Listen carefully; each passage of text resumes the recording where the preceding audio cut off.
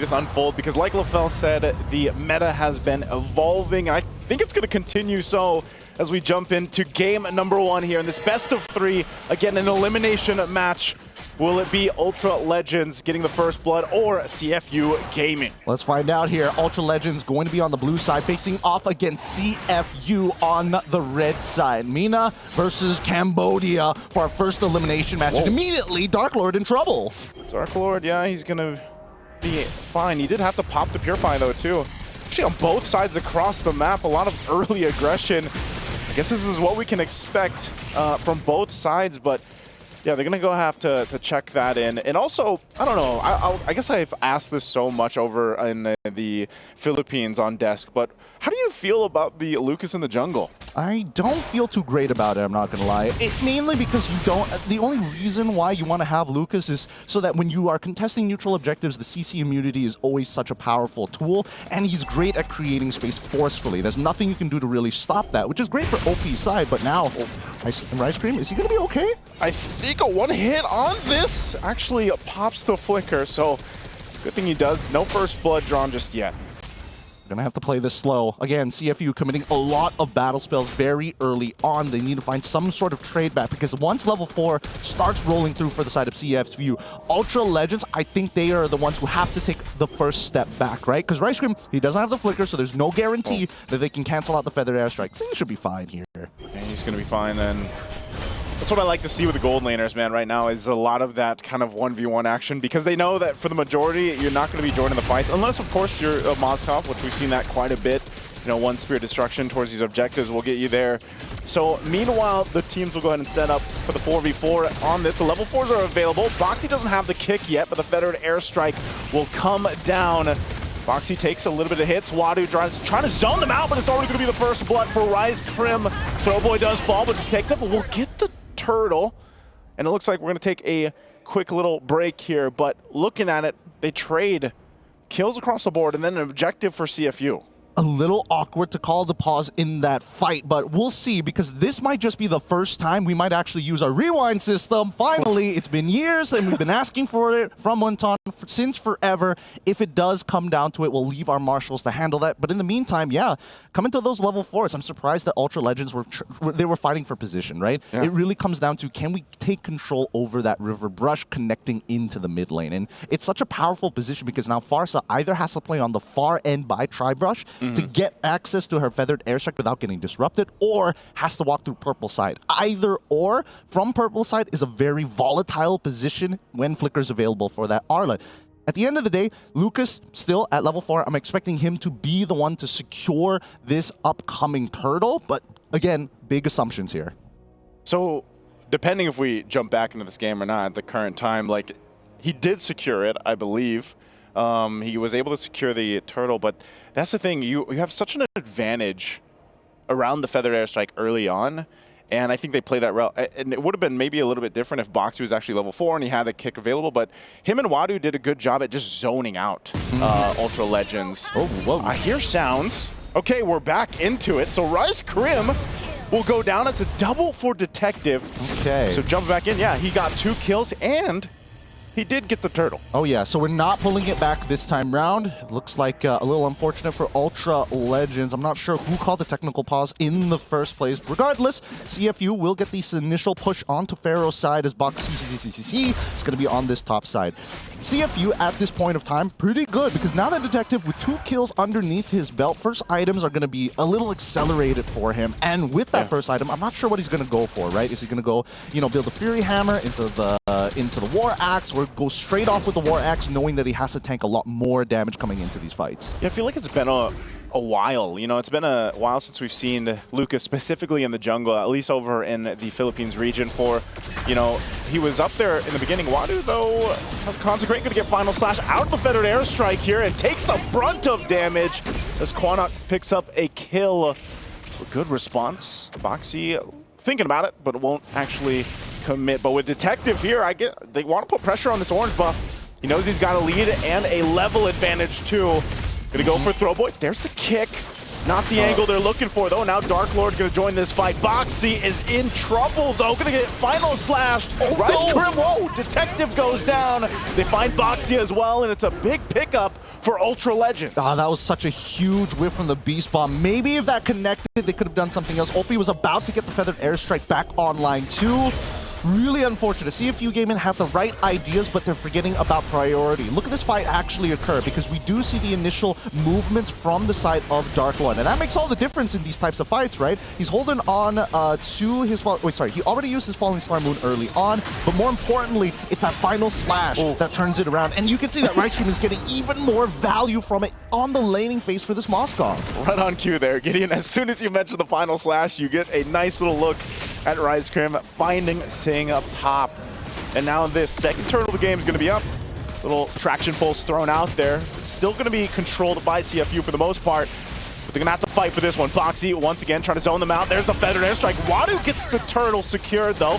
But they're in trouble as Boxy's going to fall. And there you go. Appraiser's Wrath to come down. Throwboy's out of the picture. But Wadu still on the hunt. It's a big trade here. 1 for 2 right now. But CFU, they get the objective. He's a little hungry boy. They're, again, Ultra Legends, they are currently up with the lead, and they want a little bit more. I guess they do. Opie in trouble, but Wadu trying to cut them off. A Dark Lord, he's burning. What? Wadu. What's going on? I think he was thinking like, all right, I could take a bit of damage. I still have this. Flicker. I got this. And then Quinnock hits his passive stacks, and it's like, fight me. Fight me. Try me again. Do it one more time. Hey, man. Maybe, you know, maybe Wadu forgot, but you're not going to cover much ground as Uranus. So Boxy has to kick his way out to live this in exchange in the mid lane. But hey, Ultra Legends, they've done a phenomenal job at kind of correcting the course here in the early game. All right, I got to call Zipper on this one. Pull up the item list real quick, because we need to see how far Wadu is from getting a Radiant Armor, and at the very least, oh, he goes for Dom Ice first. Okay. Interesting. Oh, okay. he's in trouble. He's in a lot of trouble. Yeah. Because again, this Dom Ice is not going to help him much. He's just getting punted around. Okay, he's going to go ahead and use that Consecrate. He still survives. Somehow, someway, Detective's going to join the fight, jumping on in, looking for the Blast Wolf. Land it though, but the Feathered Airstrike will pick up the kill anyway. Detective still working on Rice Grim, and there's the kick also from Boxy. Rice Grim is still running away, but finally the Detective will pick up a kill. Can Throwboy get here in trouble as Spear's gonna be coming down to join the fight? Pharaoh will go anyway. It's a hold-on brawl in this bottom lane. As Opie's still alive, Pharaoh and Throwboy working on Wadu. Wadu is tanky enough, but gets taunted back, and there it is. They pick up another kill. And it looks like they're going to go for this turret as well, as Opie is just forced off. He's going to drop down the Feathered Airstrike, but I think Ultra Legends is going to be happy with that fight overall. Are they happy? I'm not even 100% sure about it, right? They do end up losing in Tier 1 topside. They will secure this turtle. At the end of the day, is this really helping with their current game plan of scaling up fast? Quinnock is actually in a very good position. Rice Grim, yes, he's great, but Dark Lord in particular, he's got to be really careful, right? I think the pressure is starting to get to him. Those Falling Star Moons, they matter. Oh, that final slash is going to get him kicked into the turret. They're going to fight it anyway. The Traction Pulse and the Star Moon comes down. They finally get the turret. Spirit Destruction just lobbed on through. But it's an objective, ultimately, which Ultra Legends gets, and that's what they needed. Yeah, because majority of the lead is going over to Dark Lord, but he's not the main carry for the squad, right? A lot of it really boils down to whether or not this Moskov can start scaling now rather than later. Wanwan has been a non-factor for a majority of these fights, only being eliminated once, and you can tell the gold lead isn't that far away between both of the gold laners, right? It's only the 100 to 200 difference so far, and Opie is comfortably scaling, right? He's already gotten his second item ready to go, and right now we really need to see Wadu start building into the Blade Armor as well as the Radiant Armor. He needs it so bad so he can start peeling Quinnock without fearing him. Good eruption there, but still not enough. Feathered Airstrike drop down in mid lane. They'll get blasted to bits. Crossbow tank popped off as well. Wadu holding the front from Throwboy. They find a Dark Lord, and they're going to be able to find Throwboy as well. And Appraiser's Wrath will not have enough damage to pick up anybody from CFU. Yeah, unfortunately, Pharaoh a little bit late to the fight here. CFU Gaming was able to recuperate and regroup a lot faster despite the initial damage being thrown out from Ultra Legends. Boxy is playing a strong game. Let's look at this replay one more time, right? Because we see Boxy start off by taking down Ice Cream to ensure that Opie is going to be fine. The Feathered Airstrike got max value onto Rice Cream as well as Quinnock. Quinnock, which is the big issue, right? Ultra Legends must understand, if we are going to initiate these fights, it's very ult dependent. This is tough too, you know, ult dependent or not and everything else. Ultra Legends, now they're starting to get picked apart. And it feels like, you know, they're going to have to kind of hone back in. And this is what I was mentioning back when we were opening up the segment here was, you know, they kind of need to hopefully refine their mid to late game transition. And so far we have to see that happen because the Lord is up now. Ultra Legends is fighting for space. They're trying to fight for, you know, the fact that this tier 1's almost going to fall here. And CFU knows to punish this. They might initiate this fight. They're going to drop down a feathered airstrike again. The flicker forward. Spear Destruction to follow through. Pharah joined the fight. He's going to go ahead and help out, but the crossbow tank popped off on Dark Lord. He tanks up a ton of the hits, and now they're still going to be going as Quinnock's gone. A big blast once again. They have to retreat under the tier 2. They're just going to fight it out anyway. Throwboy keeps them in check. Now Opie looking for his own opening. It doesn't have the feathered strike just yet, but they'll force him off. The Lord is for the taking for CFU. Really nice play coming in from CFU side. They initiated this fight understanding that if they can push them in between their tier 1s and tier 2s and nobody is there to actually clear the wave for their mid tier 1, that's such a powerful position. Once Quinnock goes, they know they've got the green light. Once the final slash Rice Cream comes out, then they can do whatever they want. That gives them the passport that they're looking for to disrespect Ultra Legends battle lines. Now, Wadu in a phenomenal position. I've seen both of his item pickups, the blade armor as well as the radiant armor. He is in a phenomenal position and Quinnock cannot deal with that. He greeted out for this guy Piercer, but until he has a divine glaive, he's not going to be able to cut through.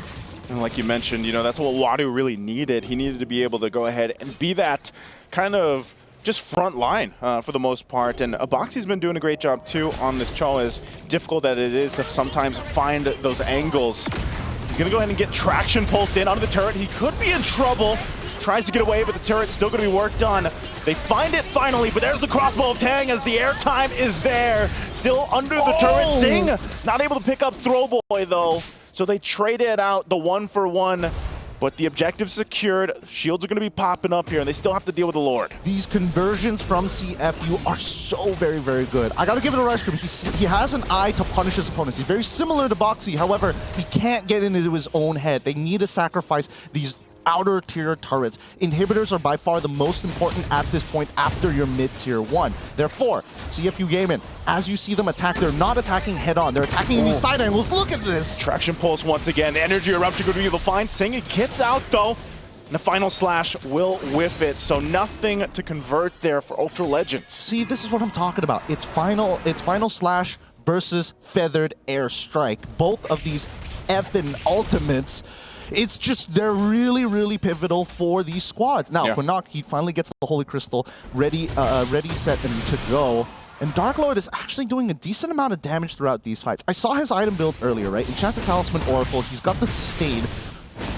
But then, does he have the right items to actually get in front of Detective? Is he strong enough to deal with Sing as well? No, he really has to go in and out compared to Wadu, who literally will T-pose on his opponents. Yeah, I think even at this point, they're just forcing these fights. Look at this. Rice Cream pops the conceal, goes in with the final slash. He's able to find 2 though, but Pharaoh is out of the picture. Not the timing that they were looking for. Even with that final slash, this has been the constant struggle that we've seen from the Arlots that are picked up so far through MSC. Now the base turrets are set here. CFU's going to work on the mid turret. Detective takes quite a bit of damage. Now Wadu has to jump on out of the base. The final slash again will find Sing. A good pickup and a response from Ultra Legends. Do they want more?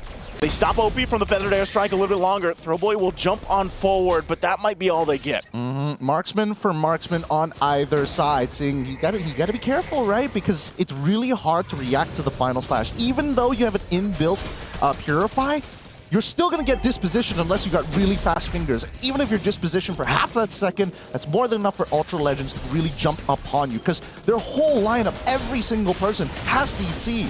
Oh, again, the fight breaking out. Traction pulse on the feathered airstrike already expended. Boxy, though, trying to jump into the fray. He flickers out defensively, and now it's Detective. Lord's going to be ignored.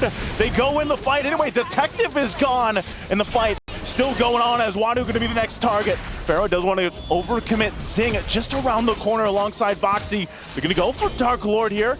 Can they actually get this kill? Looks like they're going to be able to secure it. Dark Lord just trying to buy it time. The shields are not enough as another kill goes in the hands of CFU. And what did I tell you, right? Dark Lord cannot deal with the raw damage coming out from the side of CFU in comparison to Wadu, who literally is T-posing in the middle of these fights. It's starting to get a little frustrating, but we do see that Ultra Legends manages to find an initial punish, right? Keep in mind, Lucas, his big mechanic, oh, I can only pop my ult when I have enough energy, when I have enough of those stacks on me, right? Which is the little bar you see underneath him because he doesn't have mana. Cool. I definitely need more of those type of heroes in this game. But for the most part, Detective, again, I think that CFU game could have just let Ultra Legends take first position. Oh, Final Slash again.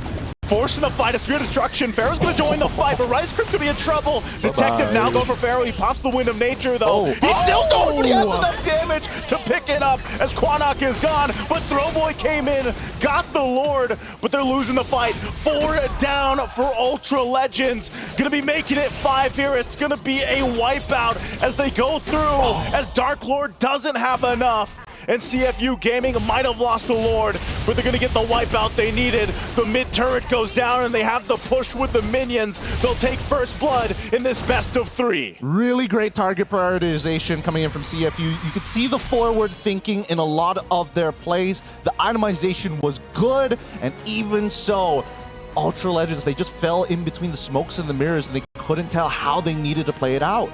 I kind of feel like to describe this game, it's close but also very scrappy. And I kind of feel like it's a very hard game for either marksmen to really shine, because every single time they're in the fight, someone's targeting them, and they're more often than not, they're the first to actually go down in the fight. And it's hard to make a team fight look good when your marksman is the first one to go. Absolutely. And I think, you know, they were trying to overthink this, right? It's like, oh, we got to worry about the Final Slash. Oh, we got to worry about the Feathered Airstrike. And then all of a sudden, I think CFU came to the realization of like, actually, we don't really care about the Final Slash. I think if we can get Sing into that back line, we can make this work, because Opie, every single time, even if he just lands 1 or 2 shots of the Feathered Airstrike on Quinnock or Pharaoh, they're basically down to like 1/3 of their health. Yeah, and it worked out too, because, you know, we mentioned it back in the early to mid game where like Sing, aside from getting that ganked once, like he just had a pretty good time just farming up, and then he goes in and uses that advantage of, I have my items, I can get the positioning I want to.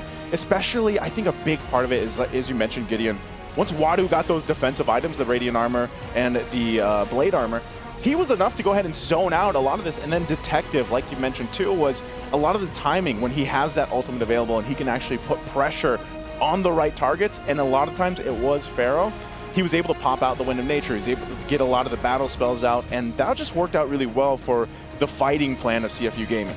And I gotta say, like, looking at the draft, there's no real counter for Zing on his 1-1, right? No one, like, the longest range that you have is honestly the Kimi. And even Kimi, you can't really finish off the 1-1 all that, like, you can't do it every single time. In comparison to CFU having this Farsa, the moment you see the Moskov, just open up your Feathered Airstrike, you don't even need a full combo, just hit him once, and he's out of the fight. That's the thing. Ultra Legends, honestly, when in terms of the diversity of the styles of CC that they have, really it's Rice Cream who's the one who can reach forward while everybody else kind of locks you down in space, right? Nobody really has that ability. And even from the opposite side, Boxy, these kicks are all based on, oh, you make the first mistake, I'm going to make sure that you're going to remember it for the rest of your life. You always feel like Boxy, he had a couple kicks that were like off angle, but also most of the time he was able to just go ahead and start things up enough to, and that's just kind of the mentality I feel like Cho players have to be in. It's like, okay, I'm going to go, if I get the kick, that's the best case scenario.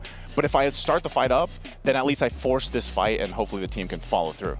Yeah, definitely. As an experienced Cho player, there's many ways to play your Cho. Like, number one, you just go in just to threaten them a bit, just like you said. Maybe force out a few skills. Maybe they panic and use a Flicker or Purify, and then that's more than enough. Looking at the draft here as well, I really feel like for Pharaoh, maybe just because even yesterday we talked about this, the Moskov is very hit or miss, and it's mostly missed unless we talk bad about it, and then suddenly it's a hit.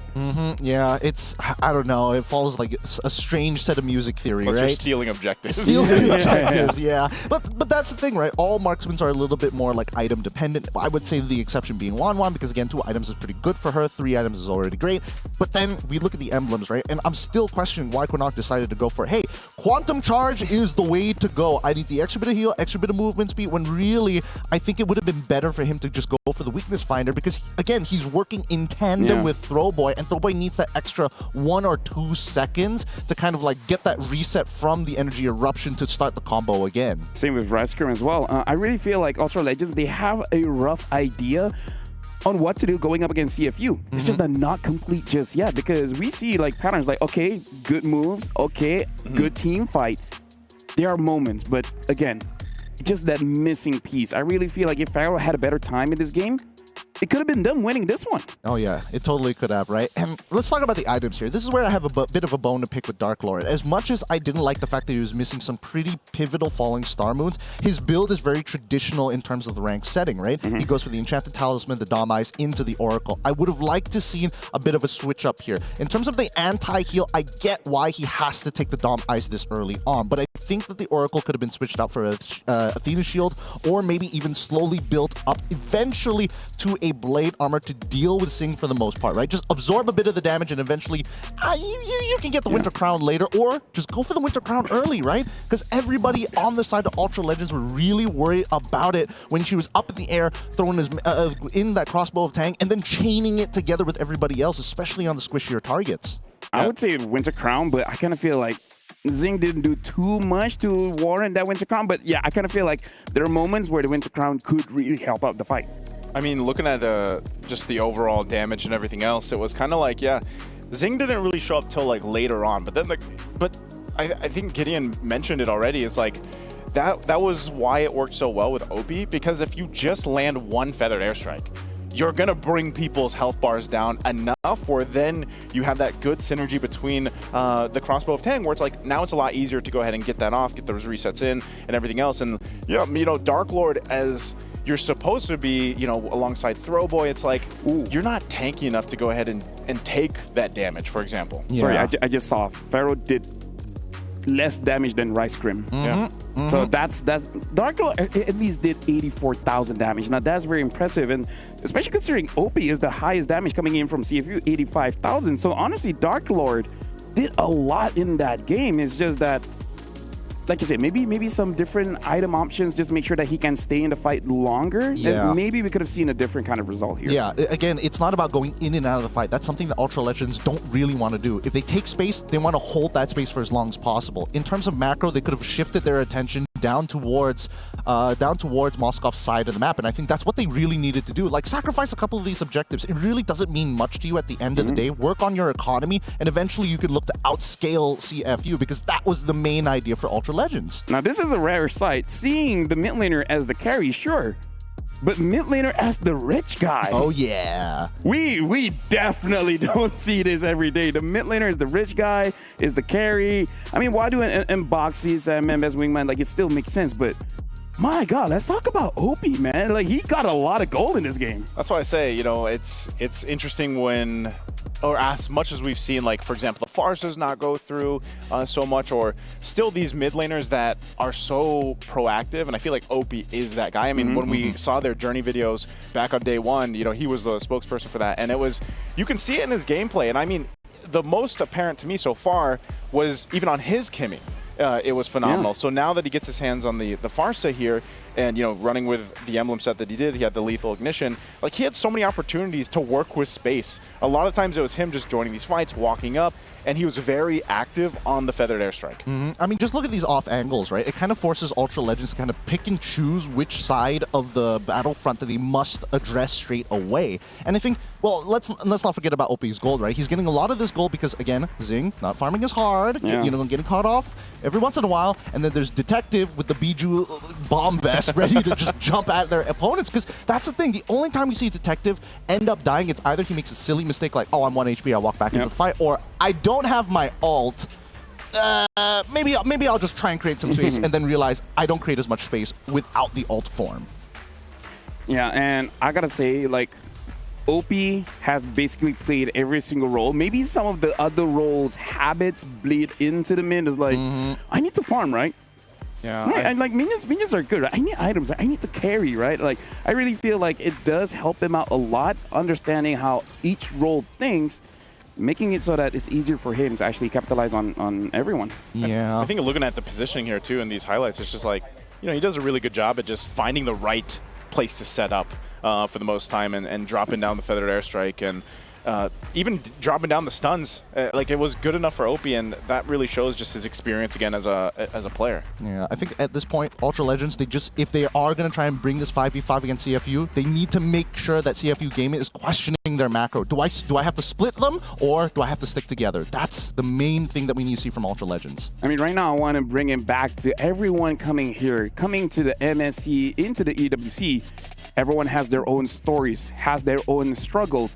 And I kind of feel like for Ultra Legends, I want to see, like, how did they get here? So let's actually check out the road to EWC for Ultra Legends.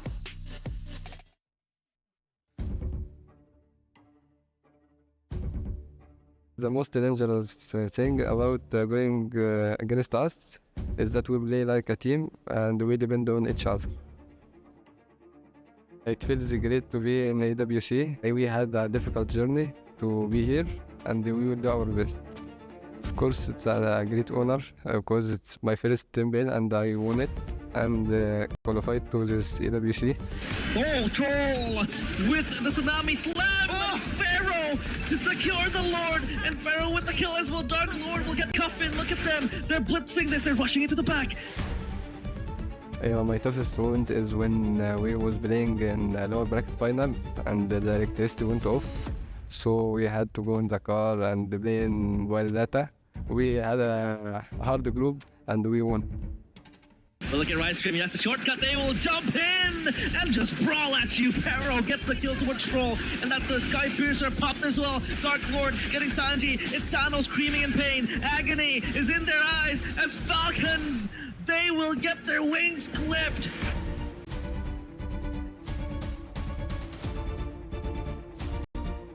It is very motivating to represent Egypt and MENA here in WC, and we will make them proud.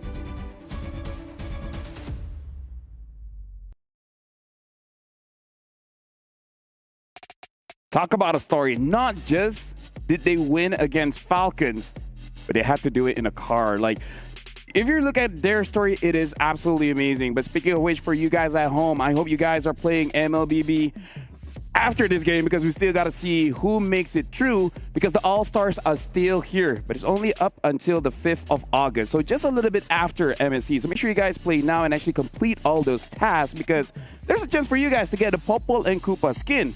Make sure you guys do it quickly, because, hey, when this is over, no more chances.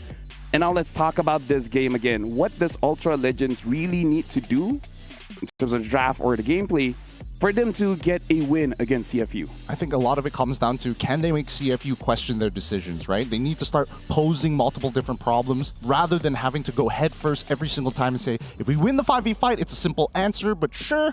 But when you see CFU kind of doubt, and especially when they overheat, because they are prone to overheating each individual player, that's where you see more and more mistakes start to show, and that's when Ultra Legends can capitalize. I think for them, it seems like that this isn't good. The main thing that's not going to change is that they just like to fight. I think both these teams like to be a little scrappy, like to go ahead and for the fights. And so maybe as they go in for the second game draft here in just a bit, they build a lineup that is going to give them the best chances to win those scrappy fights. Because again, I think even the itemization we already talked about in the breakdown, they need to be able to itemize for winning those early game fights, mid game fights, so that they have a better chance in the late game. So if I look back at my nuggets of knowledge, lose enough where your opponents are confident, but don't lose too much where you're 10,000 goal behind. That's good knowledge. Like between 1,200 up until 2,300. I feel like that's the sweet spot where your opponent is like, I can 1v5, and you're like, I can punish you. You know what's crazy though? Yeah. We've seen like turnarounds after 10K deficits and 0 objectives. Kills are important. Is there a nugget of knowledge for that? Or? Yeah, kills are more important. I mean, especially when it comes to the late game. Because this one, I kind of feel like for most professional players, they know. But in case you guys are playing rank at home, I would say 16, 17, 18 minutes, those are the times when kills are more important. Because for you to get objectives, you want to make sure no one is defending them. So kill them first. Yeah, there you go. I'm following. Yeah. That's good. It's a good strat, right? And also the consideration of death timers, especially in the later stages of the game, has been such a pivotal moment, right? Sometimes you don't even want to like, oh, we guarantee the pick. Let's delay it a little bit just to make sure that it's closer to our lower timer so that they can push out and he won't be able to defend as effectively. I mean, a lot of this really starts boiling down to whether you understand how the meta is going to go. Because again, I think a lot of teams' biggest mistakes is, hey, they look at a tier 2 as like, this tier 2 so juicy, so important. They're willing to die for it. Yeah. And I'm like, no, you get a Lord, you basically get all tier 2s for free. Exactly, yeah. It's econ turrets. I just feel like a lot of the teams right now, even in the matches today, they're willing to fight under tier 2, tier 3, tier 3s even into the base with the Holy Shield still up, and that seems to be a game plan for a lot of teams right now. I kind of feel like macro is definitely good. That's the preferred way to approach a game. But I kind of feel like everyone is getting a good understanding of how to move around the map where it comes to a point where who has a better fighting comp. Because I feel like if we go back all the way even before MSC even started, we see a lot of teams having very interesting drafts where you can play the side lanes. But then eventually you come to a point where you have to fight. You have no other options. I'm remembering a game where I remember like a Fanny, a Moskov. I believe it was against, who was it again? Fanny and the Moskov on the same team? Yeah. Was this yesterday? Yeah. Was it DFYG? No, it was another team. But either ways, I will refresh my own memory. But the game looked pretty good. And even we said, hey, they could go all the way. But macro ain't enough. You need strength in the fight. Here's the thing. I think right now the meta really punishes you when you're trying to play like these big split pushes, mainly because there's a lot of like mechanics that kind of prevent that. Oh, you got a really good split push. Oh no, there's the Holy Shield that kind of defeats the entire purpose Aurora, of by the it. way. Now I remember. It was Aurora. Aurora? Yeah. Oh, no, that's fair. That's a really good point as well. Yeah. But that still comes to the initial problem of like, oh, I'm gonna proxy a wave, and then I walk up into the river, I get the extra torrent movement speed, and I get to be part of the neutral fights, and then walk back without losing anything at all.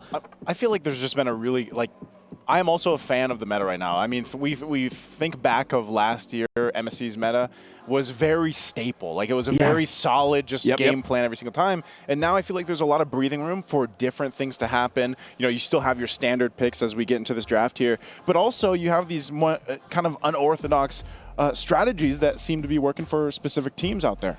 Yeah, especially looking at mid. I kind of feel like mid has been still for quite a while, but now we're seeing a little bit more. The Kadita, for example, is looking pretty good. Like, maybe if you look at the win rate, it's not super high, but if you look at the game itself, she does her job. I think Onyx definitely is a big proprietor of trying to change certain bad win rates around for a lot of these heroes, whether it be Zetian, the Kadita. It makes sense. But so far, I don't know. I'm on the opposite side about what this meta offers for the mid lane. I feel like it's pretty narrow because you want to play traditional front-to-backs, and it's really punishing because you need to not only coordinate, but the level of execution is just so high for Kaditas to be able to get some real profit. You will get one person, but you're never going to get two, never going to get three. In comparison to if you play Zetian, if you play things like Farsa, just tap, tap, tap, you've gotten 3 people down to at least a third of their health. Yeah, I'm always... you know, I would always love to see some of the lanes, for example, like the mid lane, like the gold lane, to have some of these more options. And I know there's teams so far through MSC, speaking of Team Flash, you know, like that, like to bring some of these picks out to the gold lane even. But again, in the mid lane, I'd like to see, you know, more of the other heroes pop up. Maybe we do as we get through the group stages here and then into the knockouts. But so far, this stuff like Kadita today was great to see. And, you know, the fact that Farce is still open, I'm wondering if that's even priority. Phoveus as well. Phoveus as well. Kimmy is still up as well. You have a lot of these options that both the teams can go for. And that's why this first priority pick for Ultra Legends is actually going to be pretty pivotal here, I feel like. Where? How confident is Ultra Legends in playing Cho? Oh, They never go for mind. I don't need an answer to that one because again, they have the Farsa on their side because the big trade-off at this point is whether or not I want to give you Kimmy and kind of like eat it for the early game, right? That's the major issue 90% of the time. And the only way to kind of divert that pressure is if you have a duo, or at least your roamer in this case, that can utilize Concussive Blast so you can clear the waves extra fast so you don't have to interact with her. I mean, at least at this point, they have more range, able to actually go for the gold layer, which is definitely a big problem in the previous matchup, especially considering that they don't use an assassin inside of jungle. I want to see if they want to go. Oh, definitely CFU favorite here, personally for me. I think it's everybody's favorite. I feel like Jurchen Lancelot, pretty good opener. Yeah. You go with the Lancelot. Yeah, interesting. So it should be a Phobius here. Yeah, he's got the 59% win rate right now, so that's definitely something that Ultra Legends wants to go ahead and build the rest of this lineup out dealing with, because there's only so much you can do against the fact that, yeah, Lancelot can just, Thorn Rose, he has all the mobility in the world, especially with the Phantom Execution and the punctures and everything else. So, but then you add that layer of protection because the Jushin does that so well. We've seen some of the teams that do pick this up do great at peeling for their junglers or their gold laners, and that's something you're going to have to deal with if you're Ultra Legends. They take the Uranus, and then they go with the Granger. Yeah, I kind of feel like this is already Ultra Legends having this mindset of winning every lane, right? Because I kind of feel like Farsa, yes, might have some trouble against the Kimi, but overall is able to control the lanes very, very well, especially with the wings by wings. Able to go gold or EXP, just make sure they win it out. And now having the Granger as well as the Uranus, it really feels like, let's just win off raw mechanics. Let's win off the lanes, and then we're going to be looking good. And now CFU picking up that CC, so can fight back against this Uranus. I guess, unless they flex the Uranus once more, which I think in this particular case is not the worst thing in the world, mainly because your matchup against CC is already pretty terrible, but more so until Lancelot gets 2 items, he kind of does nothing to you, right? You kind of just absorb pretty much everything, and we don't see a large amount of burst damage coming out from CFU's side. They have the Jushin, and I think that Ultra Legends right now need to kind of skew the draft to make sure that their mid duo is able to not only move first, but in doing so, kind of opens up the option saying, if you get Irithel, for an example, if we let Irithel through, if there's a worse matchup for this Granger, we can actually double down and kind of buffer your lane while keeping the others a little safer. Yeah, I like the focus too on. I mean, damage-wise, I feel like Ultra Legends has that covered. Just with those picks alone, the Uranus, if it goes in the jungle, then maybe that's going to be best for them against the Lancelot. That might be their game plan, but I feel like still Ultra Legends waiting for the last couple picks here from CFU to balance out. But then again, what do they put in the roam to make sure that they're able to go ahead and peel out as well? Because some of the roam picks are obviously being banned out. They're taking out a lot of the utility that we're used to seeing. So again, what's left there for utility roam for Ultra Legends to make this work? Honestly, that's a very good question, because worried that there's no crowd control here. And if you let Lance just do whatever he wants, like you said, Naisu, he has all the mobility in the world, and I don't know if it's because of the relationship with Odette and having to run away from her. Her swan song, she yeah, doesn't like it. It hurts. She's singing again. It's like, oh, you know what? Puncture all the way. Hey, if I was Lancelot, I'm like, hey, you do you. Let me just go buy milk for a bit. You do you. Some say penetration is key. Hey, look, I think that at least for Badang on this side of the map is able to kind of, it's more of a denial than anything else, right? When you look at the Ultra Legends side, they would like to have the extra bit of disruption because, oh, you can dash all you want, but if you happen to cross my fist, then we can knock you out of position and maybe even get a free cancel if it knocks them out of the way to not get another stack, so his puncture doesn't go entirely through. Hayabusa gets locked in for Ultra Legends, so they're telling, hey, I'm sorry, Dark Lord. If you're going to play Uranus, you're just going to have to eat it. Just deal with GG. That's all you, dude. Okay, there's the answer. It's a Hilda roam. So no crowd control. No crowd. No crowd control gang here. So what are we going with? Damage. Yeah. That's killing them. Yeah. Is the biggest CC. Hey. Death is the best CC. Because they're not on the map. They're not on the map. So they're technically crowd controlled to death. They're not even in the game. That's a good way to look at it. I guess that's the hot take. Killing them is the best CC. Hey, man, Ultra Legends with the Beaver comp, man, because damn. They got to try their hardest here. I don't know, LaFell, do you like this comp? Here's the thing. What I'm actually looking out for is that every single team, when they see a Lancelot, they pick up the Hilda. Has it worked? No. But hey, one day we'll see it work. But now I got to throw it over to you guys. And just to remind everyone here, CFU already has game number 1. One more win. They survive, not going through just yet, but they survive. But the same can't be said for Ultra Legends. Well, that's a good point. Thanks, LaFell. Once again, great reminder here for all of the fans who are just tuning in. Ultra Legends facing off against CFU Gaming, currently at match point. If Ultra Legends, now is the time to clutch up, to pull it to a Game 3 as we head on into the Land of Dawn here at the Mid-Season Cup 2025 at the Esports World Cup live in Riyadh. As you can see, Throwboy, the jungler for the side of Ultra Legends, starting off on his orange buff, while Detective from CFU on the red side starting on his purple. So, mirrored sides of the map. You know, Gideon, I feel like Ultra Legends went with the perfect life advice that's thrown out there all the time. Just put all your eggs in one basket, right? You know, they just went full damage. Boxy is going to feel that damage as he has to go ahead and flicker out already.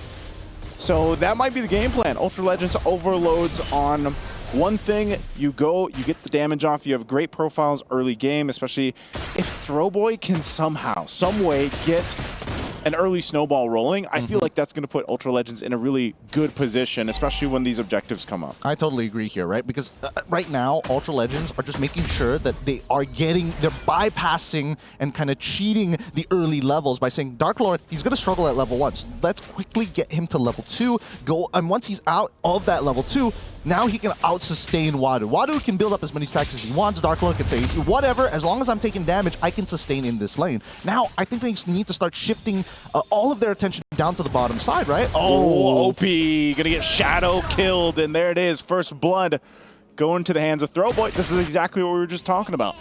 Yep. I mean, the snowball has already started for Throwboy. Hopefully it converts down to Pharaoh somehow, because again, he's going to be one of the few ways that he can hurt CFU Gaming without putting his team at risk. Yeah, this is going to be the first turtle of the game that comes up. Throwboy will have to face this off against Detective. Now, this is a little bit tricky, especially up against a Lancelot, so he's going to rely on Rise Crim. Rise Crim jumps on in, gets Detective actually quite low. He'll still get the turtle. Turtle secured for CFU, but can they survive the fight? Throwboy picks up a kill. Detective follows.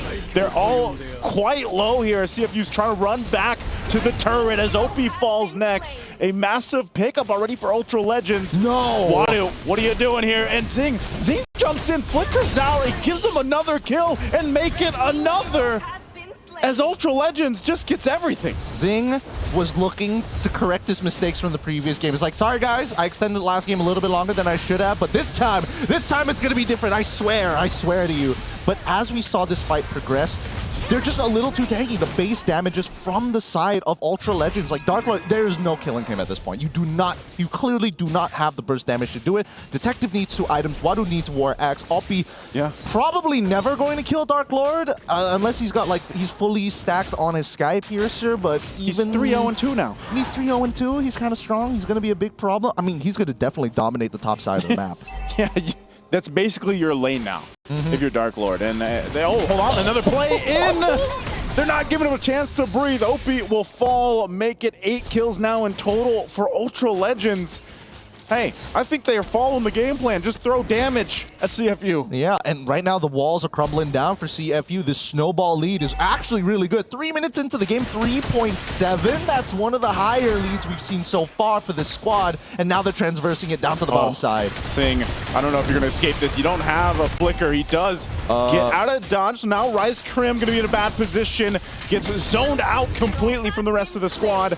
He falls, so 1 kill now for CFU Gaming, and that was something they really need. I mean, Ultra Legends, they can afford that. It's Throwboy now here on the top side. It's going to go ahead and go for Wadu.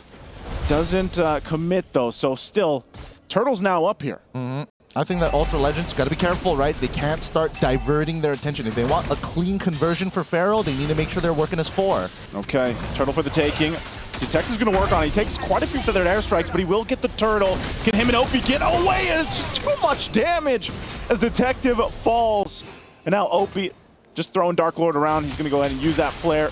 but Quanok could be in trouble. Wings by wings out. Throwboy joining the fight, gonna pop the shadow kill. Will be able to find Wadu. Now fighting under the tier 1. They have enough damage to just overload it. Dark Lord will go ahead and flicker on out, but the purple buff is what they want as Ultra Legends looks to take more from CFU. Nicely played for the side of Ultra Legends. Oh. Okay, Sing is going to go ahead and just get a couple shots at Throwbow, but that's about it. Boxy did go down in that whole exchange, so this was all for the fight here. And another Opie, they are just falling apart 5 minutes in. Run them down. That's how Ultra Legends should be playing this game, right? We don't care about these turtles. Turtles give you a little bit of EXP, maybe a shield if you're not in a fight, but who cares when you've got the base damage just to fight them underneath turret? Goodbye again. They're just sitting ducks at this point, mega sitting sharks as they pick up 2 more kills for Ultra Legends. 14-1. 5.5 minutes in. Proxy the waves, get ahead, continuously force CFU Gaming back into a corner, and this game will be yours. Ultra Legends can't afford to make a mistake now. Oh, again. Oh, Dark Lord, is he still going to survive this? Okay, the turret's pretty strong. He gets taken out. Again, they had a great lead. Hopefully not too many of those, because those can compound up to give CFU a chance back into this game. But right now, Ultra Legends is in such a good position with this 5K lead ahead, and they're just continuing to try to take everything from CFU. Ooh, Detective going for Purple Retry this time around. Wants to attack the max health and steal some, knowing that a majority of the members from the side of Ultra Legends actually have some pretty high max health. Now, Quanok is going to get pushed back. Oh, he pops a feather strike. He sees Detective, and he's like, nope. I'm going to go ahead and stop that, but Throwboy, does he get the call? He goes in with a shadow kill, and the damage is too much. Overloads him. They pick up 1. Conceal on the run. They're trying to disengage out of here. Opie in trouble. Detective's going to jump in to try to distract them. He goes in. He does survive, allowing CFU to get back, but they might want more.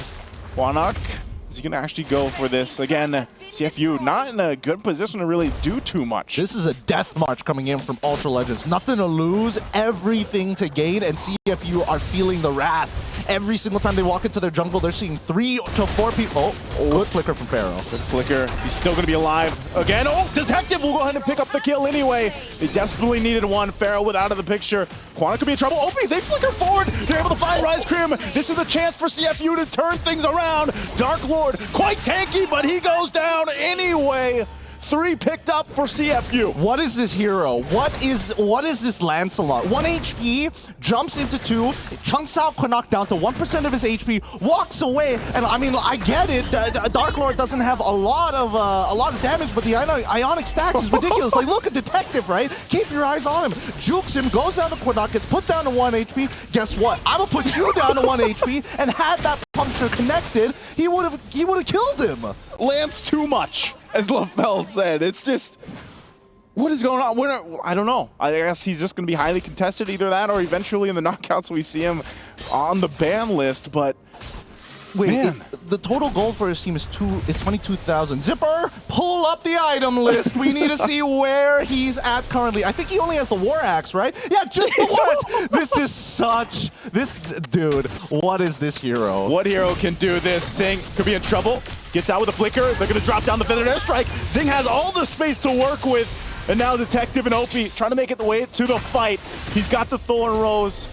Quanok will try to get away. Throwboy joining the fight as well. Goes in, looking for a pickup as he goes for Opie. Doesn't have the shadow kill. Now he's going to be able to pop it. Picks up Boxy. Looking for more. They still want to go. Wadu's quite low, but Detective will finally get taken out. Now Zing left to his own as he falls, and CFU is falling apart in the jungle. Wadu's going to go ahead and jump away. Does he escape this? Feathered Airstrike. Drop down. One more hit. He's burning, though. He'll get it anyway. Quanok picks up a kill. Thank God he took Lethal Ignition. Oh my goodness. If he didn't have Lethal Ignition and then with the last 2, that would have hurt his soul. Quanok's confidence would be tank. Oh boy. At least for Ultra Legends, let's look at the replay one more time, right? Because this fight, really interesting, right? They managed to get so much off this from the side of CFU, and the late addition of Throwboy coming into this. And keep your eyes on Throwboy, right? Look at how long he holds on to his quad shadows. Yeah. I got genuinely worried for him because he goes out of the fight, goes in, and then uses his ult. So he's got no more shadows to jump through. This is his most vulnerable time, and the damage that came out from Quanok, just because they were standing too close together, is what caused CFU Gaming to drop it and not clean up the mess. Yeah, I was almost expecting him to pop it earlier too, but you know, they're taking the Lord right now, so that's just going to be a Lord over in the hands of Ultra Legends. They have fought hard for this, and a lot of these the fights are still scrappy, even here in Game 2. But they want to hold on to their lives here. Again, they're facing that elimination. It's match point for CFU. They've come out in Game 2 swinging. They got a phenomenal start. Now they have this Lord in their favor, and they can go ahead and start to knock on these turrets of CFU, hopefully in the base. But CFU has shown us that even this lineup, even down this much gold, there's somehow, some way still potential. I don't want to say it's all just the Lancelot, but it seems to be the case. And maybe you can have an answer for that. Now Throwboy jumps on in. They force him off the tier 2. Feathered Airstrike's already down, so they'll clear this out. They might not lose this turret just yet. Yeah, they keep it up. So, but still, they got to deal with this Lord. So eventually, they'll get to the base turrets of CFU. They got Holy Defense, right? The Holy Defense should be more than enough. If they want, they can probably like hold on to the Lord just outside of it, but it's not worth it considering Quinox damage. Oh, again, the charge is in. They're going to force it anyway. Pharaoh quite low. There's a spear as he falls. Zing follows through. He flickers forward till he'll fight Pharaoh. They're going to be forced to fight anyway. Zing's still alive, but Dark Lord's going to jump in. Waits for that as Zing goes down. Now Detective. Does he join this fight and force it a little bit longer? Throwboy just went to the mid lane. He's going to be fine.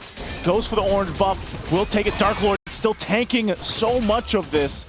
And I think that's all CFU gets. They lost 2, but it's a 2-for-2 trade. Okay. Sing, he's forgiven now. He's forgiven, right? He takes the shadow from the SOD, is able to make the play. Although there was a bit of an overcommitment with the flicker on top of it all, but it's savable. It's salvageable, right? Looking at the items, Detective now, he's already up. He's close to the endless battle. Oh, you can't escape the shadow kill. Opie, he'll survive, but man, Throwboy 9-0-8 now.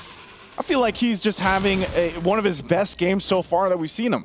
Yeah, he's having the time of his life, some may say.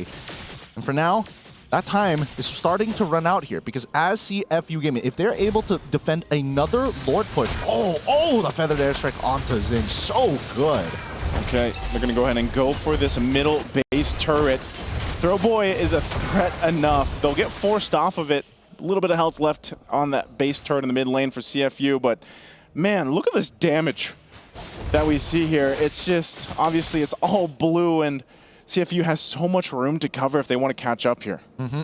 They need Zing to scale, and they need that Trinity build already. Probably is getting close to completion at this point, but they also need the Winds of Nature. Yep, the Trinity is already complete. Oh my goodness, where did Opie go? Had no time to flicker or even use his ult. It feels like there's a lot of these moments where CFU, you're like, what are you doing there? What's happening with some of the positioning and decision making that's going on?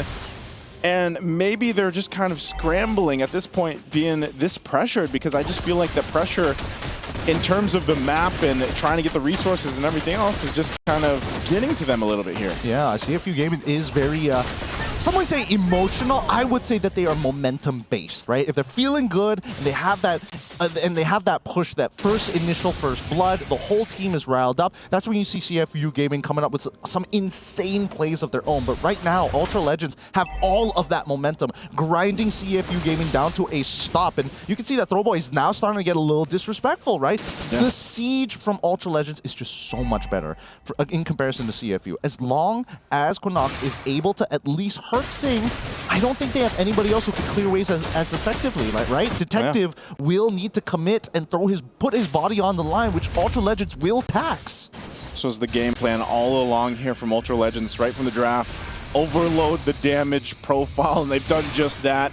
They're going to take this mid turret as Lord charges on in. Zing already so low, has to flicker out.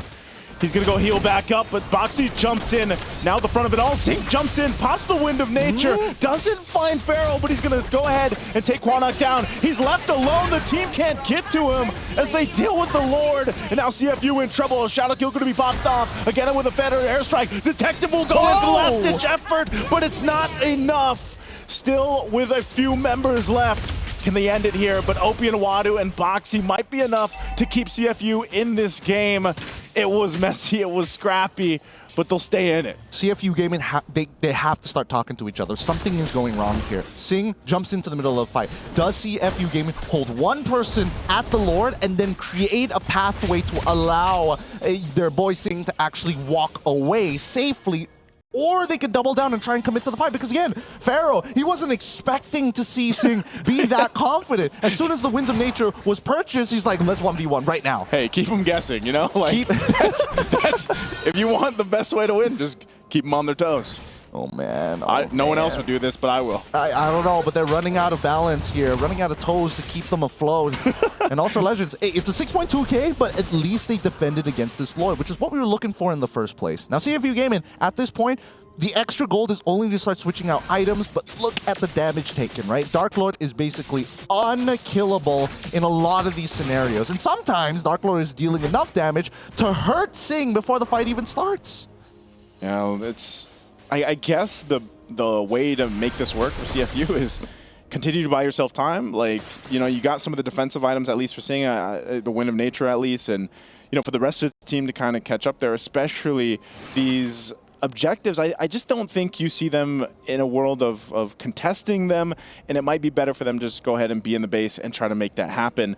I would also say if it wasn't so, the way this game has gone, it's like, well, you could put Sing in a side lane and push it out, but I don't think that's the plan. I think they just want to go ahead and fight it out. It seems like that's been the decision, but I got to agree with you here too, Gideon. I think they just need to make better decisions on the team fighting strategies that they go into these fights as we see them actually come close to this Lord here. Which is so weird because when we saw Boxy's going to jump in anyway. Their Sing goes in. They pop the Wind of Nature from Pharah. Pharaoh's still alive though. They decide to go opposite directions, and Throwboy might just look to end the game. He's going to jump for the kill anyway. Sing pops the Wind of Nature. It's him and Boxy, but Pharah comes in with a kill, and they'll just clean on up. They went for the Hail Mary play, but it's not going to work anyway. Throwboy cleans it up. They'll go in, take the base, and Ultra Legends makes it happen. We're going to a Game 3. Ultra Legends got so disrespectful at the very end. They knew they had checkmate at that point. They knew they had crushed the battle lines. They've dug out those trenches, walked through the minefield, and now they're going straight for that base. They could have ended the game at any time, but instead, they decided to dance on the corpses a little bit. I gotta say, like, in that game, I had a lot of questions, but it's all the same questions. What are you doing? What do you do? What are you doing? Oh, dude, I gotta say, Zing on that Moskov played like a Thomas. he went 1v5. He won it all. And here's the thing, I like that my hot takes or my nugget of wisdom is looking good, because I think yesterday I was like, damage is kind of good. Damage is king. Yeah. And I didn't thought that they would have all 5 damage dealers, because I kind of feel like of all the roamers, I would put Hilda as a damage dealer. She kind of does a lot, you know, from her first kill all the way to her ult. And here's the thing, CFU Gaming, I kind of feel like you don't need to be an analyst to say they were not coordinated. Like, what was Zing doing? What was Detective doing? What is everyone doing? I almost felt like it was all like, each of them was like, I got this. Like another time it's like, no, I got this. No, trust me guys. Okay, I failed twice, but hey, 3 times the charge. Yeah, no, there were a lot of weird moments coming in from CFU Gaming, I have to admit, but I mean, some of the plus points coming in from Ultra Legends is that their composition, surprisingly enough, and I'm surprised I didn't even see it in the first place, they're really good at continuous diving, right? Yeah. They got on the Dragon Bus. They're like, okay, we're gonna dive the mid lane first. They found that initial attack on towards OP thanks to Throwboy, and then immediately what do? Hey, let's go invade. Oh, you're off of your orange buff. Perfect. Let's dive tier 1 on top side too. That's a good example of not just having a good draft, but understanding your win condition. Because imagine they got the same draft, but they don't fight. What if they try to play the macro game, right? I like that no matter how quirky your draft is, as long as you play it as intended, hey, it's got to be looking pretty good. Yeah, I like it because we all called it in the draft before we even jump into the game. It's like, yeah, you're going to put everything into damage, and you're going to look to get this snowball going, and Ultra Legends did that exactly. So props to them for making it work, because there was a very tiny window where I was even like, oh man, like, yeah, it's still a Lancelot. Like, he's still somehow doing crazy things with, what do you have? Just a War Axe, right? Just a War Axe. Like, just a War Axe. And it's like, yeah, if that gets too out of hand, then you're going to have trouble. But Ultra Legends does a really good job at starting strong and then continuing to put the pressure everywhere they need it to be. Also, a sprinkle in of, you know, what's happening? What's going on? What's going on? Like, Yeah. So that just ended up working really well for the lineup and the strategy for Ultra Legends. I gotta say, I only see like 32 kills in ranked games. Yeah. We don't see this kind of score line that much. I don't know if this is like the highest kill count in MSC so far, but either way, Has to be. that's pretty high. 32 kills. Think about the difference between when we see, you know, some games that are like, you know, 6, like there's still some games that are like 4 to 6 minutes in. Maybe there's like 2, 3, 4 kills. I didn't expect this. Like, this was a battle right here for game 2. I've got the meme already. Ultra Legends versus CFU scoreline on one side, on the top, on the bottom, RRQ versus Area 77. Like, it's just the lowest kill count game you will ever see. That is the scale to work with here. It is kind of ridiculous, right? You would imagine with the 32K lead, especially in a professional play, that this is the time where it's like, we're stopping you so hard, but the conversions, I have to admit, were a little weak, right? They didn't take enough economical damage. They are just preventing their opponents from getting further into the game, which allowed CFU, again, some pretty good base defenses of their own, but the numbers do not lie. Dark Lord, again, with Dark Lord and as well as Rice Cream kind of, you know, trading the aggro between turrets, it became ridiculous. Like, you are not safe underneath their turret. They just had too much health to cut through. I gotta say, it does look like Ultra Legends is kind of like someone's asking, like, when do we fight? And the answer is, uh-huh. yeah. When do you fight? Yeah. Just go, you know, and I feel like that's gonna, I don't know, I feel like maybe this is the best strategy for Ultra Legends maybe moving forward. But then again, it's like, how often can that work? Look at this. Look at across the board the numbers here. Dude, 22 most assists, 10,000 damage taken per minute, 48,000 damage dealt per minute, 926 gold per minute. Rich guy like almost 1,000. You know what's really funny about this? What's funny? If Ultra Legends get eliminated, at least Throwboy will have some of the best jungle stats of the group stage ever. Because even when we're talking about some of the best junglers around the world, nobody has hit 926 so far within EWC's very own MSC. And then comes to the question, why'd you use the Fredrin? Like, if this is what you guys got, why did he use an Akai before? Why? I guess out of respect. Respect. That's why this one, it's all about disrespect. This is about desecrating graves. So lose enough that your opponent is confident. And that's why you slap it. Yeah, keep them on their toes. Keep them on their toes.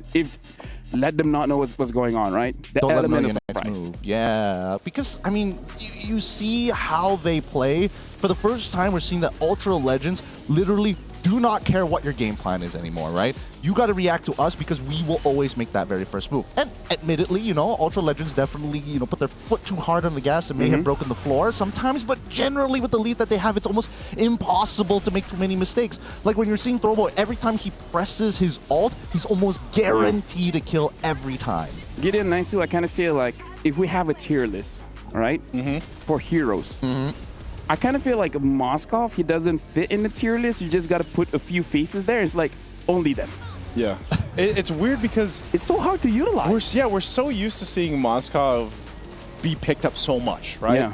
Yeah. But I feel like he's just in this weird position where it's like, especially when you play it like this, you're very aggressive. You know, you're going to put yourself in a bad positioning. And then really, I feel like the only thing we've really seen from Moskov so far through MSC is like amazing objective steals. Like that's the most memorable. And now, yes, some heroes, you know, a whole lot of heroes are not going to be able to do that. So maybe that's one of the factors. It's like, all right, let's just pick them up so we at least have this option, and we can put side lane pressure on that too. But yeah, Moskov just doesn't seem to be doing too well so far for MSC. I can hold on to opinions for now about Moskov and everything because we have seen decent plays, not crazy plays, but I think the main issue here. Who? Oh, from who? Yeah. Oh, Innocent, they did an okay job, you know? Couple of faces. Yeah, couple of faces. Now, here's the question, boys. What if? What if? Game number 3, Yeah. 10 damage dealers. Hear me out. It's like, hey, you know what? Damage is kind of good. What if we do that too? Like early damage, or are we talking about like late game damage? I'm talking about Kadita roam, Selena roam, that kind of thing. The Eudoras, the... Maybe that's stretching it, but you know what? Make the unique hero pool even bigger. But yeah, I kind of feel like in this pocket meta, at least 3 damage dealers. 'Cause I kind of feel like having 2 is too little. I want to say yes so bad. Then I just do say too. yes. Then But just say yes. you need sustainable heroes. Like, no, I'm not talking about like tank heroes. I'm talking about like those that can go in the fight. Oh no, I'm down to 1 HP. 5 seconds later, I'm back to full HP sort of scenarios. You know what I'm Guardian talking helms. about? What? Just get Guardian helmets. You know what? You're right. He's Just smart. pick a, He's smart. Just pick a, you know, It's like pick a you're good damage dealer and go Guardian helm. Dude, it's like he's good at his job or something. It's Yeah. crazy. It's almost like anti-heal got nerfed to the ground. That's true. Actually, it's just 10%, but oh my goodness, 10% is so huge. So but big, gigantic, humongous, some may say. Yeah. Some do say that, actually. But yeah, going into this game, because I kind of feel like Ultra Legends, finally, they're playing their style. Oh yeah. Right? And I kind of feel like this is the trouble with a lot of teams going into international, getting into their head, like, we got to play like the Philippines, we got to play like Indonesia, we got to play like SRG. Like, no, you just got to play what you know is good. Why use the Akai and Fredrin when your Hayabusa is one of the best that we've seen so far? Probably because of scrims. That's what I'm saying. Oh, yeah, true. Scrims usually give you either Yeah. a false negative or a false positive Yep, yep. sometimes in terms of your read on what the quote-unquote pocket meta is supposed to be. But at least for Ultra Legends, now that they've been pushed into this corner, they're like, oh, whatever. We don't care about the scrim Yeah. results at this point. Let's just fight. We might get eliminated, so you know. I was Exactly. gonna say maybe part of this strategy and why they're playing their game is because like this is the game they had to play when they were playing in cars. Yeah, yeah. They had to like, we only have so much time. We need to end this fast. yeah. Maybe just don't take it too seriously. Like, the moment you get yourself into the moment, you're like, guys, this is just another game. Imagine us in a car, imagine us in a living room. And I kind of feel like talking to a lot of pro players, some people feel comfortable playing on stage. Yeah. Some people don't. I think this is like the Coach Yeb philosophy of it all, right? The Yeb effect, some may even call it, why Onyx is kind of looking to try and get back into that form. Because again, it's all about good vibes, good times. Yep. It also translates into the game. Yeah, I feel like they were having fun. You know, that game too, like you could, I know maybe our viewers can hear it, but they were having fun. Yeah. So there you go, folks. If you guys want to win games, you got to be vibing. You got to have good times. So pick your party wisely. Now, CFU, first pick, Ultra Legends is going to be the second pick here. Still banning out the Kalia, and now CFU is going to pick ban out that Matilda. Now I feel like maybe they're taking the first pick because the Farsa looks pretty good. Farsa is looking kind of juicy this time around. I mean, both sides have played a really mean Farsa, so I wouldn't be too surprised if it becomes a prior pick, and CFU was like, nope. Take it Okay, so out. they could have taken it first, but then they banned it out. So what is, like, Arlet Phovius? I think Kimmy? they might ban out the... Ooh, Arlet. I kind of feel like maybe ban out the Kimmy, because I kind of feel like the Jushin is a problem, but Kimmy is mad annoying. Yeah, I think unless CFU decides to pick it up priority. I don't know, man. It's so hard to say like first picks for blue side because we've seen so many different ones, which I'm not going to complain because it's a nice position to be in where it's like we don't know right away which first pick is going to be. And I think these bans are very respective to what we've seen so far through the series. So CFU, they take out the Uranus. They don't want to deal with this anymore. I feel like it's also... Respectable ban. It's basically at this point it's just a respect ban from them. Yeah, maybe they just think Uranus is a little stinky, so they're like, ugh, gross, ugh, keep my hands clean all the time, right? And Ultra Legends, considering that they've already banned out the Kalia, they also get rid of the 1-1. Kimmy is now a pretty high priority. I think if Ultra Legends, if anything, let's keep this really, really scrappy, right? Ban out the Fredrin, maybe even ban out the Boxia on their side. I would say that banning out specifically the Fredrin might actually do them more good, but it looks like they want to get rid of the innate problem, which is the high damage in Kimmy. Now they can still open up the options, right? If you take Boxia, if CFU do take Boxia this time around, then Fredrin goes into the hands of Ultra Legends, and that kind of sucks. Yeah, because Yishin Shin is still available. Yeah, now I wonder if they want the Phovius or the Arlet or just wait. and pick something more prio. I mean, like, we saw Kyrie use the Amon to deal with the Yi and Shin, but I kind of feel like that's a Kyrie thing. I don't think everyone else can use the same way. I was going to say, they even had that specific statistic for it that, you know, he had he did have 100% win rate on the Amon net, but yeah, I don't know. I don't know if we see other teams pick that up. They're going to go for the Jushin instead, plus the Arlott. So they'll have that final slash to work with again. And again, a big part of that, making that work, is just allowing yourselves to have a follow-up of damage that they can have. And I think the Jushin really helps that, because you can even beacon into it, and then, you know, of course, you can throw everyone around here. So I think I don't know, man. I think Ultra Legends, do they still want to go the Moskov, though? Here's the thing.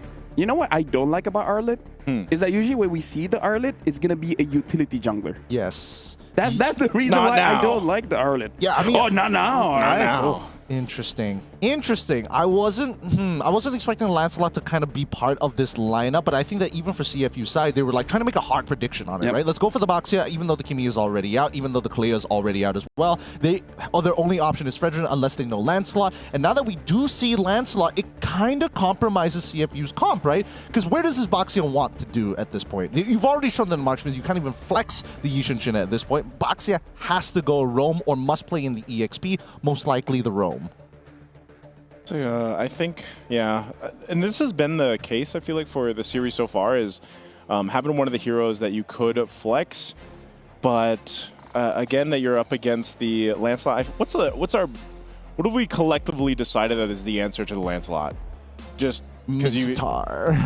Huh? Mincetar. Have we collectively decided that? Cho. I probably should have started with the other two first, but I thought, that's my bad. That's we my went bad. on the way other side of the, the line there. Hey, you got to look at both sides, you know? You got to look at both sides. Keep it interesting here. And, I mean, when you're looking at Ultra Legends, I think they understand that I don't think that CFU is going to do it, right? With the Baxia lock-in, it makes it so safe for us. I kind of feel like the other thing that CFU has to watch out for is the possibility of flexing this Arlott over to roam, and then a possibility of Ultra Legends picking up something like a CC, because I kind of feel like CC is still pretty good for them. Ultra Legends, if they ban out the Phobias, I would say it kind of forces this Baxia to maybe go to the EXP. Yeah, so they ban out the Phobias, so they're trying to make sure that this Baxia is in roam. Yeah, because other than that, it's like, what, Lapu Lapu? Yeah, Lapu Lapu, which we saw earlier today as well. I think CFU... they go and ban another gold laner. So this might just force, a Moskov again over in the hands for Ultra Legends, unless we see something different. They're going to hold that for the last pick, though. So a glue comes through, though. Why? Why for R4? They could have held that a lot longer. I mean, CFU have a couple of options now, right? They can either be like, okay, we can go straight into CC. We can double down with like CC and a Farmist to like absolutely annihilate this glue. Is it going to be enough, considering that there's Arla on the other side? That's the scary part, right? Because if they even consider or even think about playing that Farmist, you're almost guaranteeing that Arla is going to get a final slash of 3 to 4 people. Yeah, I kind of feel like the glue is mostly because they're thinking that CFU will not have enough damage, or forcing out that Faramis, etc., whatever other picks that they have in mind. They pick up the Eve as well as the Hilda. So again, it looks like, doesn't matter if it's right or wrong, every single team... There you go, we can hear them. Yep. You fight against the Lancelot with a Hilda, and now another new pick, another unique pick is that Melissa, which I guess can protect you from the Hilda as well as the Baxia. So maybe just want to make sure that you're okay with that. I mean, like, you're still vulnerable to other things like Yusun, Eve, and etc. But hey, you know what? Why question it? Because maybe this is the surprise. This could be the surprise. And honestly, there is a little bit of logic behind the madness here. I'm just worried about the laning phase, right? Because if you make a mistake in the laning phase, especially when you're up against that Granger, you get zoned out from the wave, it's over for you. So don't make a mistake, right? Simple as that. So now this is going to be the final game of this matchup. Winner survives, loser goes home. I'm going to give it over to you guys. All right, Ultra Legends, this is their moment here. They could turn this all around, really subvert the expectations, and really crush the dreams of many Cambodian fans out there here at the Mid-Season Cup 2025. Riyadh is excited to see how this is going to play out as CFU on the blue side facing off against Ultra Legends now on the red side. Oh man, coming down to this. Interesting too, because we didn't have the little split screen. You know, we're actually seeing a lot of the action that happens earlier on, and this has always been the case for a lot of the games so far through the group stages is early first bloods. And again, with teams like this, for CFU Gaming and Ultra Legends, they like to be a little scrappy. They like to go for these early kills to get that build up first. Now they're going to fight for it. Again, quite low here for Detective and Boxy, but Throwboy won't overcommit just yet. Oh, yeah. I mean, it's going to be a big fight for the mid lane, right? Both Oppi and as well as Kornak are going to be consistently trading against each other. It's a little more favored for Oppi because the Void Blasts are good. Oh, wait, hold on. They're going to force a fight anyway. A Flicker Burn and another. Dark Lord actually survives. I really expected at least someone to die there. Yeah, why did Boxy go for the Flicker straight away? I think he triggered the Concussive Blast a little early, which is why he wanted to get max value onto people. It's not a bad idea, but I think he should have just walked up and waited until the last second because he can guarantee flickers from his opponent. Yeah, interesting use. No. Detective's going to jump in. He already knows his angle is there. Sing lining that up. Now Detective going to be in trouble, so goodbye as well. The 1-for-1 as both junglers go down. Really nicely played by Detective there. He saw Throwboy use everything, right? He already used Puncture on nothing, the air, so he goes on to cooldown. He saw the Thorn Rose. He also saw the Phantom Execution, so he can guarantee that this Turtle Bow is going to connect. Now, this laning phase, which I've been a little worried about so far, seeing slight advantage, of course, but not enough to guarantee the win. Pharaoh has been playing a strong laning phase. Yeah, interesting too that we get to see this Melissa in action because I'm really wondering how it's going to work when these fights break out later on. But so far, you know, not too much in the gold lane. You see some rotating here happening for Zing. They're getting the call for this objective and they want to go ahead and secure it. So that might be mirrored down. We might see a whole-on team fight, but still, Boxy could be in trouble. Now level 4, they're going to go ahead and drop down the real-world manipulation as he falls. And they're going to go ahead and disengage anyway. A Mountain Shocker drops down. They'll pick up Dark Lord as he is gone. And they still force off Ultra Legends off the objective. And both gold laners just were like, you know what? We'll just go back to the gold lane. We'll go ahead and farm up as the face-off for this turtle breaks out. Nah, they didn't want to deal with this at all. Now that the level 4s start to come through, Sing should have an advantage in lane, but Throwboy, he's in a lot of trouble. He can't deal with these frontline tanks, right? And that's how you want to utilize it. Wadu as well as Boxy are doing a very good job at not only maintaining their lanes, but applying pressure onto Throwboy. He is not allowed to walk around for free. Okay, so again, an objective picked up. They're going to go in at Final Slash here. Already used the fight for the orange buff. Throwboy wants to secure it, but won't. It's just taken away. Boxy did his job. He was a distraction enough. Oh, Boxy could have traded 1-for-1 against Throwboy had he just been a little patient with his ult, right? Throwboy, he played it well, which means that Boxy ended up using his ult against the buff. That's gotta hurt his soul a little bit. But hey, he can still recover from it. It's 2-2, and the 1.2k lead is still in the hands of CFU Gaming. They currently control the tempo because, again, the lanes, especially the side lanes, are handled very, very well as Kornak and his Kornak on top of Rice Cream is going to be getting closer to Throwboy. They need to help him out. Again, Boxy jumping on in. Wadu trying to join the fight. Quanok's already gone. Fighting for the purple buff. Throwboy doesn't have much space to work with. He's in trouble. Final Slash going to be used just to take him out of that bush. But Ultra Legends, they're losing quite a bit early on here. Where was Rice Cream in that fight? He needs to be around Throwboy. He needs to be around Kornak. Those are the only two that he should care about. Dark Lord and as well as Pharaoh are holding out in the lane completely fine. They need to mirror the movements. The man-to-man defense must be shown from CFU Gaming. Because right now, CFU, Boxy, is able to kind of control the tempo just by his existence alone. They read into the scenario. Maybe they could be on bottom side unless Ultra Legends are able to open up the map. The lack of information is costing them. Yeah, so I guess when we think about Ultra Legends here, and you know they're not too far behind, but it's like as long as Pharaoh can go ahead and farm up, maybe this Melissa will play a big part in these later team fights. Because right now it just seems like it's back to what we saw in Game 1, where it's like kind of wondering like where is the synergy here, where's that communication from Ultra Legends, and I feel like they're just trying to make this lineup work right now and trying to secure Throwboy his buffs because it's been a struggle, and CFU Gaming has done a great job at putting pressure where they need to. As this next turtle is going to be up, they have control of it. Once again, a Mountain Shocker going to go ahead and knock down and find the members of Ultra Legends. They'll go anyway, but the turtle's going to be secured by Detective. They force him onto the tier 2 turret. Boxy will jump on in, gets out of dodge though, and still, as no one goes down, objectives secured for CFU. Hey, yo, Baxia still a pretty nasty hero. That's literally Baxia plus Hilda taking on 4 people at once. 4 people at once. 4 people at once right now. They're still going to be going for more. Rise Crimp, they get the flicker out. Oh! Zing comes in with a cleanup, though.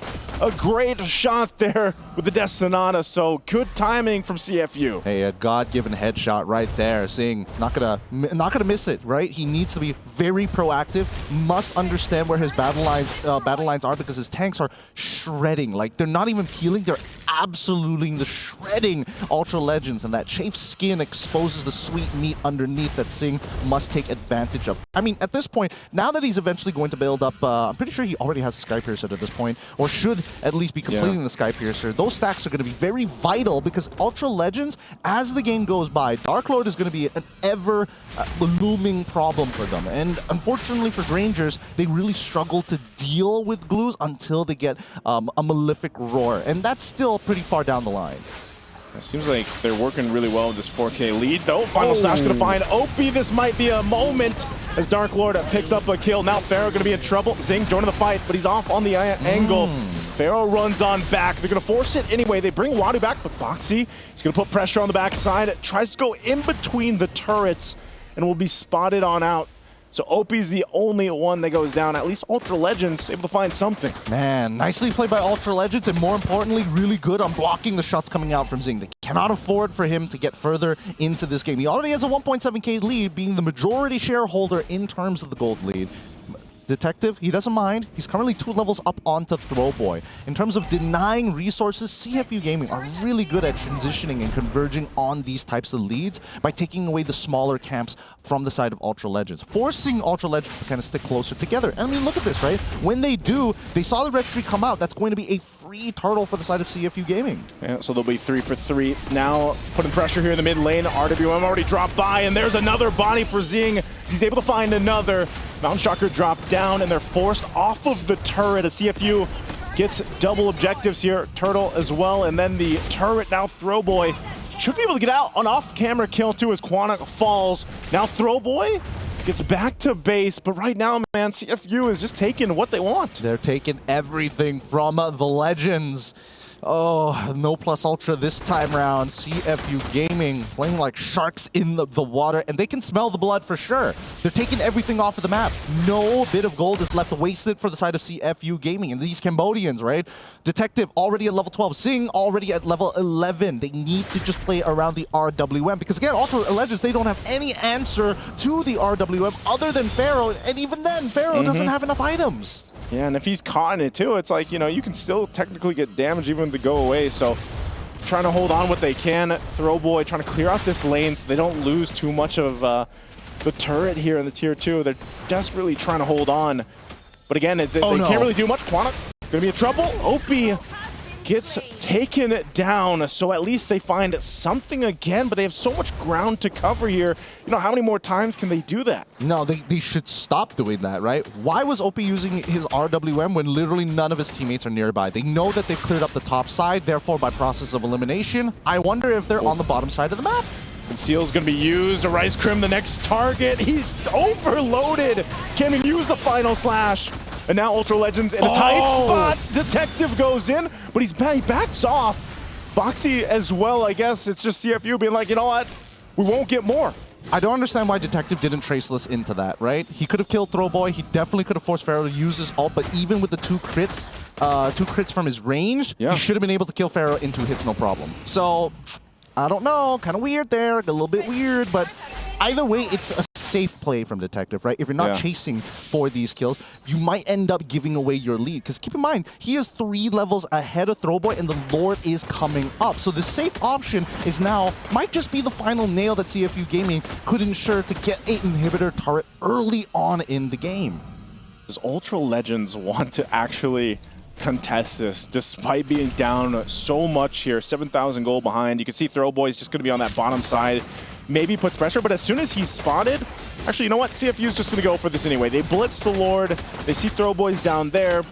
I'm not sure if they're able to force an interaction. A final slash will bring Wadu towards the turret, but they're going to be forced to fight anyway. They jump on in between everything, and they just fall apart. Double for Zing, and it's 4 down, and Throwboy just has to watch his team get dismantled by CFU Gaming. The shield's going to go ahead and pop as well, but they got even more. The Lord and the kills. They can almost guarantee an inhibitor take. Look at this fight, right? This is what we want OP to do. Drop the RWM when your team is nearby. With the Traceless, Detective, and the Mountain Trucker, most importantly, he can guarantee positions, but the extra movement speed can allow him to sneak around into that back line. The anchors of Ultra Legends, if they get caught in the RWM, it's a guaranteed win for the side of CFU as they hit checkmate angle 10.3K.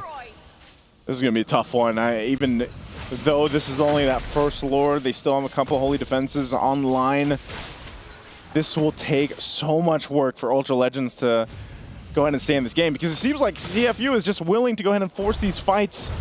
I would be surprised if Rice Crim actually goes for a final slash and forces it. They should just hold on, clear these out, see if they can buy themselves some more time. I'm waiting for the RWM, and here it comes. There it is, concealed. There's the final slash. It's going to be on Wadu. RWM already dropped down. They force it in anyway. Dark Lord jumps in, separating from the fight here. As the Lord is still up, they're forced to go heal back up. Ultra Legends is still alive, but Dark Lord bought so much time. He'll flicker on towards the turret. As the Lord was cleared, Ultra Legends managed to stay true. No one falling. Quanok jumps on in. I think they'll follow through with this. They have to watch out for these shots coming out from Sing, though. But they stay in the game. They held on. They're looking for more. They find Boxy. At least one on the board now for Ultra Legends as they pick up a kill. What are we doing here? CFU Gaming, I get that you got disrespected and you are not going to take that lying down, but you cannot be throwing away these freebies over to Ultra Legends out of pity. This is tournament lives on the line. And if Ultra Legends are able to scale, then this game ain't going to be looking so easy despite the 11K gold lead. Luckily, it was just Boxy, right? And nobody else, because their entire crux of the composition from CFU Gaming is on the RWM. You RWM, make sure you hit the anchors, you rush on in, turtle boat in, whatever you need. You can even start off with the Mountain Shocker to guarantee information to make this combination work. So just chill. Oh, Mountain Shocker going to be dropped down. Detective at half health. RWM forcing them to back off again. Zing goes in, picks up one with a Destinato. Are they going to be looking for more? Wadu inside the base. A conceal is used as well. They got the waves pushing in mid and top.